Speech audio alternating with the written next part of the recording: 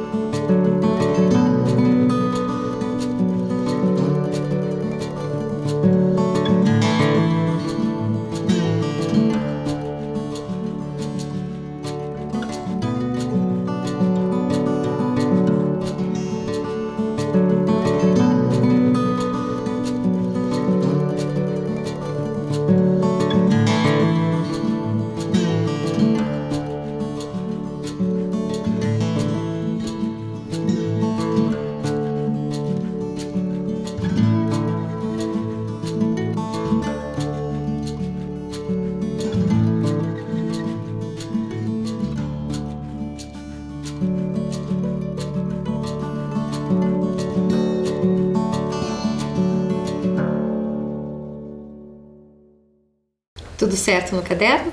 Então vamos revisar a nossa aula anterior. Na nossa aula anterior, nós estudamos sobre os bandeirantes e as bandeiras. Os bandeirantes eram líderes paulistas que organizavam expedições em busca de riquezas. Eles procuravam metais preciosos, escravizados fugitivos e também se dedicavam à captura de indígenas. Com essas expedições, acabaram expandindo o território português para além da linha de Tordesilhas. Nós vimos também 2 mapas, vocês se lembram? Vamos ver se vocês lembram o que nós vimos em cada um deles. Neste mapa aqui, do que ele era? Vocês conseguem lembrar essas linhas para que elas serviam? E essa linha vertical verde, o que era essa linha? Vão pensando, responde para mim. E nesse segundo mapa aqui, esse é do nosso território do Paraná. Conseguiram lembrar da aula anterior? Esta linha verde, que também aparece nesse mapa, o que era? Pois bem, o primeiro mapa é o mapa do Brasil, mostrando os bandeirantes saindo da cidade de São Paulo e indo em várias direções para expandir o território português além do Tratado de Tordesilhas. E isso também é demonstrado no mapa do Paraná, porque nós tivemos o Paraná espanhol e o Paraná português. Lembram disso? Que se não fossem os bandeirantes, hoje nós falaríamos espanhol? Então, e ali vai mostrar também onde estavam as reduções jesuíticas e que foram atacadas por esses bandeirantes. Então, foi dessa forma que os portugueses avançaram o limite do território além do Tratado de Tordesilhas. Eles tinham a intenção de atacar as reduções jesuíticas nas regiões do Paraná, Santa Catarina e Rio Grande do Sul. Lembram que nós também vimos o porquê era mais fácil atacar essas reduções jesuíticas? Porque os indígenas já estavam aculturados, acostumados com a cultura europeia. Agora eu quero que vocês relembrem esta imagem que nós analisamos na aula passada. Lembram dela? O que será que nós observamos nela? Conseguem lembrar? Então, nós analisamos o quadro Prisioneiros Indígenas de Jean-Baptiste Debré e observamos a data de criação, as vestimentas, a relação com os aprisionados e as armas. E muitas imagens dos bandeirantes também que nós encontramos em museus contradizem as descrições feitas pelos jesuítas no século XVI. Lembra que nós estudamos essas imagens e que nós falamos sobre elas? Nós comparamos aquela descrição dos jesuítas e essas imagens encontradas no Museu Paulista, que era uma exposição sobre esses bandeirantes. Elas eram de acordo com as descrições jesuíticas? Não, não é mesmo? Elas estavam europeizadas, como se os bandeirantes fossem todos europeus. E nós sabemos, pela descrição dos jesuítas, que muitos desses bandeirantes eram mestiços indígenas. E vimos também que não existem imagens dos bandeirantes feitas no período em que eles viveram. Todas as imagens que nós vimos na aula foram feitas pelo menos 200 anos depois. Comparamos as diferentes fontes a respeito dos bandeirantes, observando se as imagens conhecidas dos mesmos correspondem ou não às ações por eles realizadas. Lembram nos quadros dos bandeirantes que eles não aparentavam ser pessoas agressivas, que tinham ido com tanta velocidade atacar as reduções? E terminamos a nossa aula com um acróstico. Você conseguiu terminar? Então, o tema do nosso acróstico eram as bandeiras. E nós relacionamos palavras referentes a essas bandeiras na montagem da nossa atividade. Então, vamos corrigir? Eu havia colocado a palavra bandeirantes na letra D. Então, eu vou dar para vocês algumas sugestões que vocês podem ter colocado. Ou quem não terminou vai ter a oportunidade de terminar a atividade agora. Então, para a letra B, eu coloquei Brasil. Na letrinha A, ocupação, utilizando o meio da palavra. Indígenas na letra N. Expansão na letra E, utilizando o início da palavra. Metais na letra I. Portugal na letra R. Paraná na letrinha A e jesuítas utilizando o final da palavra na letra S. Agora eu vou deixar um tempinho para você arrumar no seu caderno.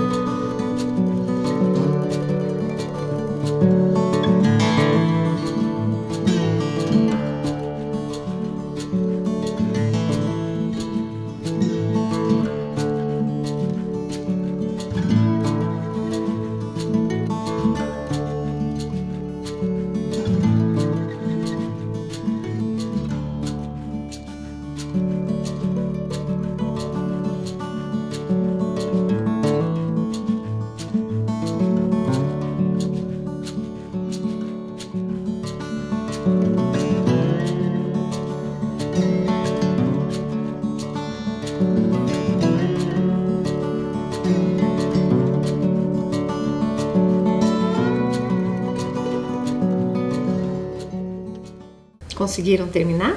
Espero que sim. Então, antes da gente começar a falar sobre os povos africanos, vamos relembrar como é que estava o nosso Paraná, como é que estava ocupado o nosso território aqui no Paraná, antes da chegada dos povos africanos. Então, nós temos 3 núcleos de povoamento na nossa região. Nós temos o Paraná indígena, que é o povo que ocupou primeiramente o nosso estado, o Paraná espanhol, que era a maior parte do nosso território pertencia à Espanha, e o Paraná português, que foi do leste do nosso estado e que através das bandeiras foi expandindo o nosso território. Então, prestem bem atenção. Os povos indígenas foram os primeiros habitantes da nossa região. Os espanhóis e portugueses colonizaram também o Paraná. As primeiras vilas e cidades surgiram nas regiões oeste do estado a partir da organização das missões jesuíticas. E, posteriormente, os portugueses colonizaram a região leste, surgindo assim a cidade de Paranaguá. Ok? E nessa mistura de culturas que estava se dando aqui no nosso território, ainda chegou o povo africano. Para começar, nós vamos observar algumas cenas urbanas brasileiras lá do século XIX, feitas pelo pintor Debré também. Então eu quero que vocês peguem o seu caderno e anotem o título de cada uma das obras e a etnia das pessoas retratadas nessa obra, tá ok? Mas não se preocupem, primeiro nós vamos fazer o quadro, depois nós vamos observar as obras, tá ok? Então agora monte esse quadro no seu caderno.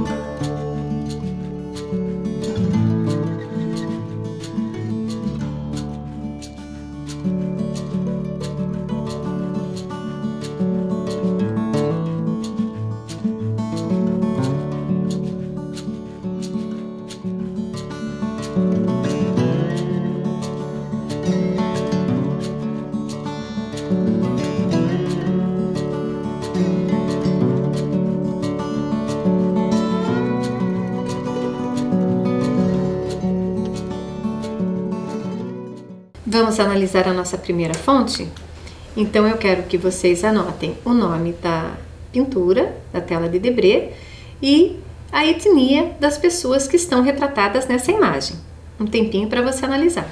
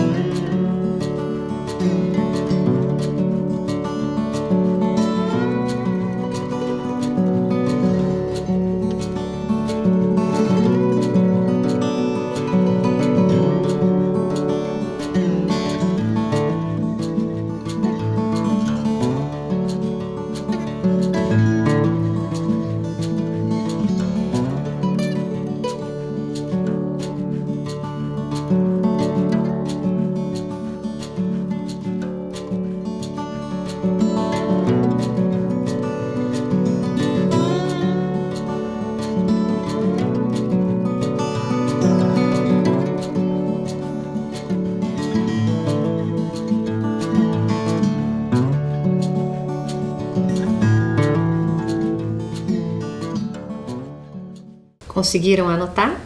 Só lembrando que etnia é da onde vocês acham que essas pessoas são. Por exemplo, são indígenas? Elas são europeias? Elas são africanas? Tá ok? Agora vamos para a nossa fonte número 2. Mais um tempinho para você analisar.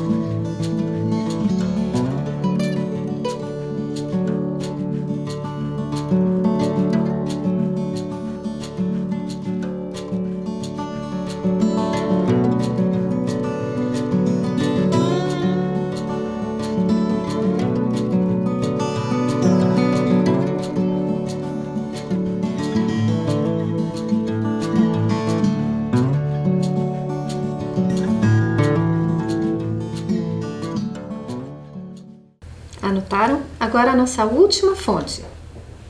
Mais um tempinho para você analisar.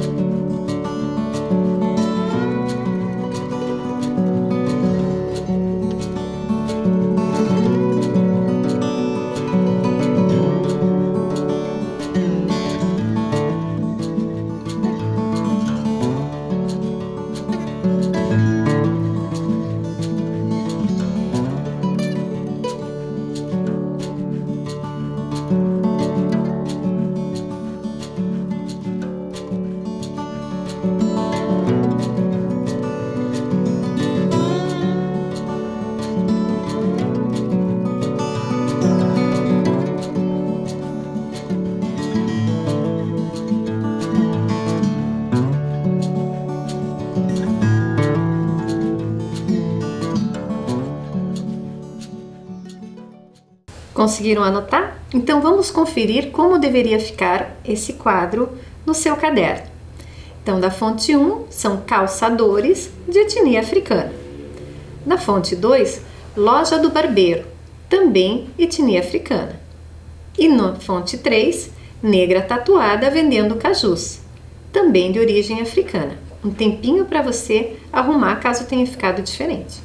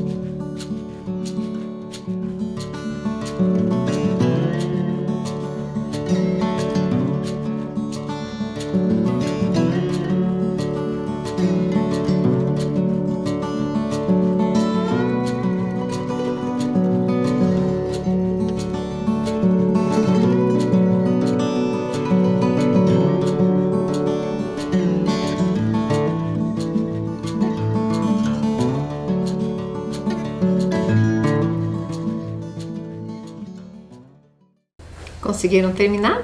Então vamos adiante. Na sua opinião, o que eles estão fazendo? A primeira imagem, estão fazendo calçadas. Na segunda, trabalhando como barbeiro.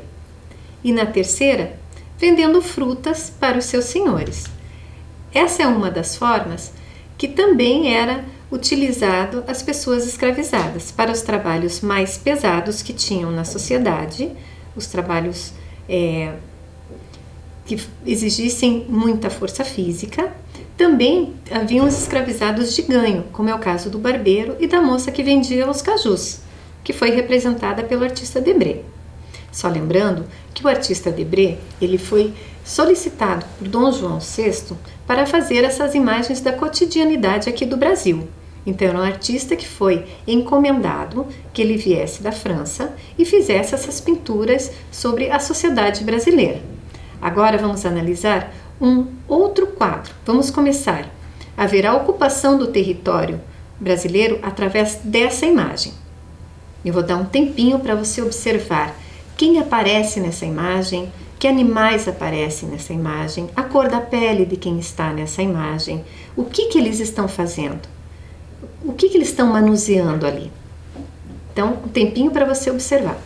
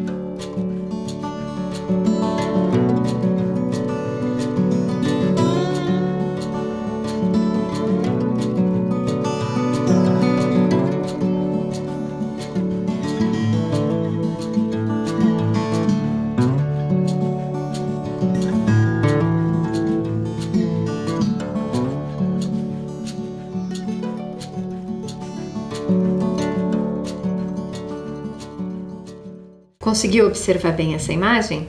Então agora eu quero que você faça uma descrição dessa imagem no teu caderno. Faça um textinho contando o que você está vendo nessa imagem. Um tempinho para você registrar.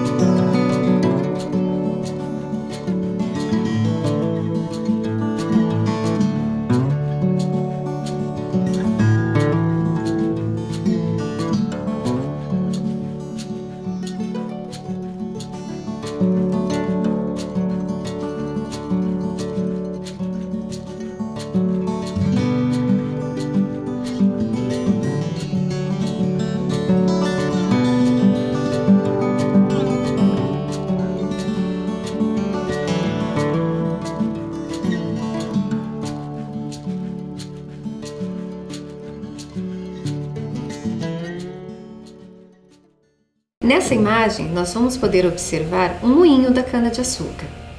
É uma opção que foi feita pela coroa portuguesa para explorar o território brasileiro, para ocupar esse território, mas que também gerava muita riqueza, porque a cana-de-açúcar, o açúcar da cana-de-açúcar, foi muito comercializado nos outros países. Então precisavam de pessoas para plantar, para produzir esse açúcar. Aí a coroa portuguesa fez a opção pelo povo escravizado africano, visto que a escravização dos indígenas não deu muito certo. Então era uma questão de lucro para a coroa portuguesa explorar não só a cana-de-açúcar, mas também a mão de obra escravizada africana. Ok? E a pecuária, que também foi muito importante nesse período para o transporte na época. Era tudo tracionado por animais. Então, nessa imagem, vocês podem ver uma carroça de bois, também manejada por escravizados africanos. Eles eram a força de todo o trabalho realizado aqui na colônia portuguesa. E como é que se deu essa relação entre os africanos e portugueses? Neste mapa, vocês podem observar várias rotas entre a África e a América. Vamos nos localizar primeiro nesse mapa. Aqui está o nosso território brasileiro. E vocês podem ver aqui, eram as regiões africanas onde esses povos, essas pessoas eram capturadas e transportadas para serem vendidas aqui na América. E vocês podem ver pelas flechas que também não só na América, mas também em direção ao Oriente Médio e à Ásia. Então, foi um período de exploração econômica, infelizmente, também dessas pessoas. E como é que era esse tratado? Como é que funcionava essa captura? Sim, ela é chamada de diáspora africana, que foi a imigração forçada dessas pessoas. Então, elas eram capturadas nas suas aldeias ali na África por essas pessoas, que normalmente eram portugueses, espanhóis, franceses, irlandeses, e elas eram comercializadas aqui para o Brasil. Não só para o Brasil, como nós vimos no mapa, mas principalmente é importante nós ressaltarmos na nossa história este período. Então eram homens e mulheres de várias sociedades africanas que atravessavam o Oceano Atlântico nos chamados navios negreiros, que eram navios específicos para o transporte de pessoas. O Brasil foi a região americana com maior número de escravizados. cerca de 4 milhões de africanos das mais diferentes etnias. E esses povos africanos, eles tinham muita cultura, muita técnica. Então, eles eram subjugados por uma questão de força bélica e eram trazidos para cá. E nós sabemos que na nossa cultura brasileira, nós temos muita herança desses povos que foram trazidos nesse período. Observem este mapa do continente africano. Este é um mapa do período dos reinos, é um mapa de 1570, né? Então, as pessoas que moravam na África, eles tinham a sua cotidianidade, a sua cultura, o seu idioma, né? Então, a diversidade cultural da África é muito grande. Essa é para ter uma ideia dos reinos africanos que nós destacamos aqui nos mapas. Então, são várias regiões da África e hoje esse é o território africano, com 54 países independentes, com várias etnias e várias línguas.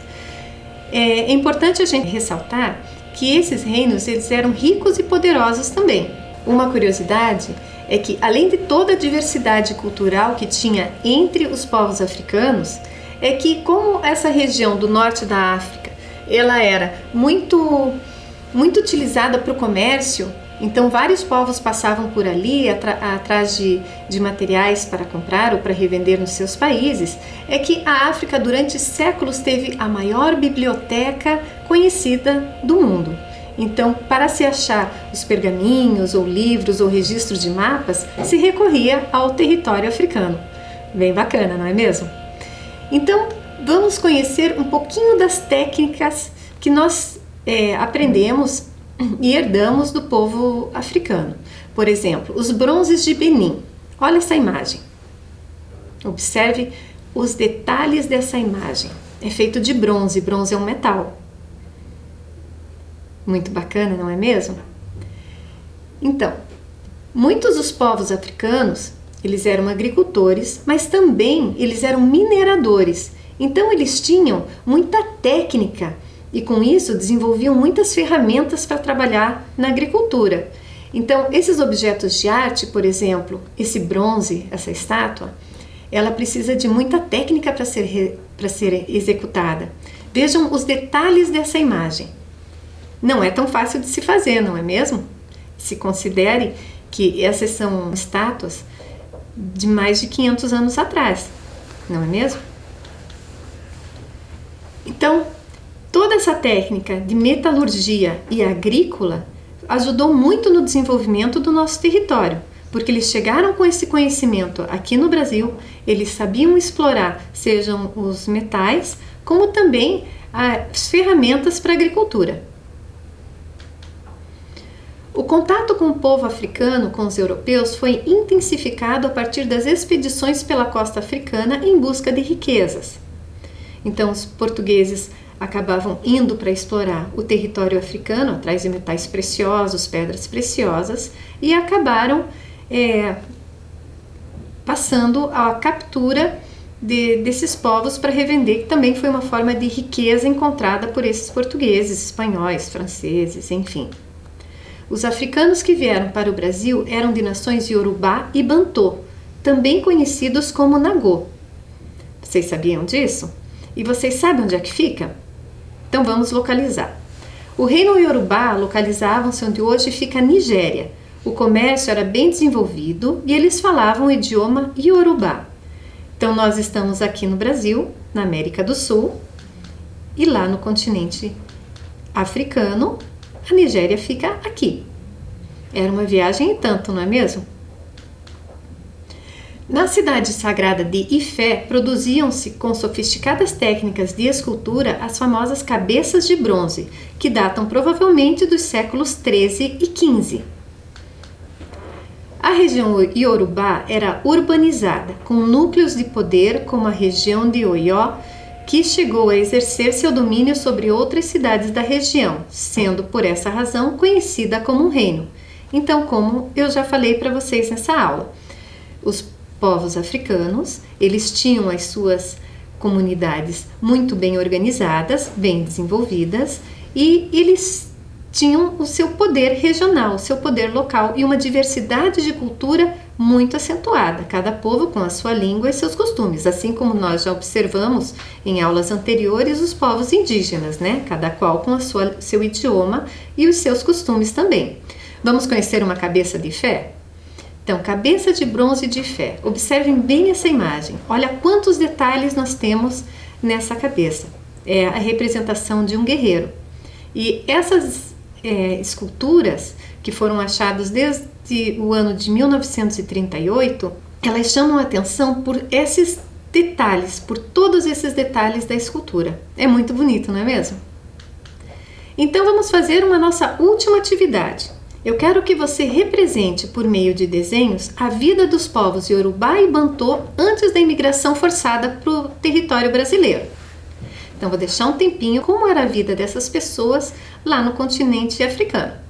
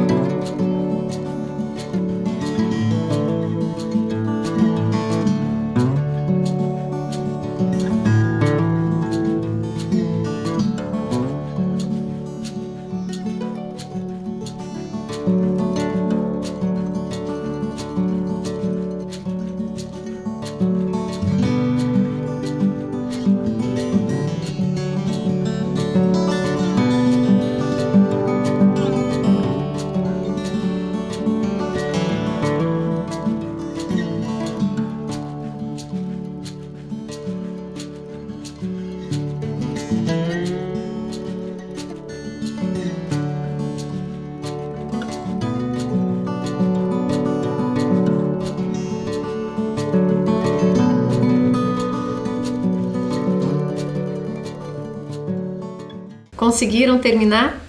Muito bem. Tô curiosa para ver o que você fez no seu caderno. Então, tira uma foto, escreve seu nome bonitinho, manda para sua professora, para ela mandar para mim, tá ok? Então, retomando só uma questão, que o idioma Yorubá ainda é ensinado aqui no Brasil, principalmente para as pessoas que frequentam as religiões de origem africana. Então, é um idioma que ainda é falado aqui no Brasil, que é mantida essa tradição. Gostaram de saber disso? Então, tá ok, a nossa aula fica por aqui. Um beijo no coração e até a semana que vem.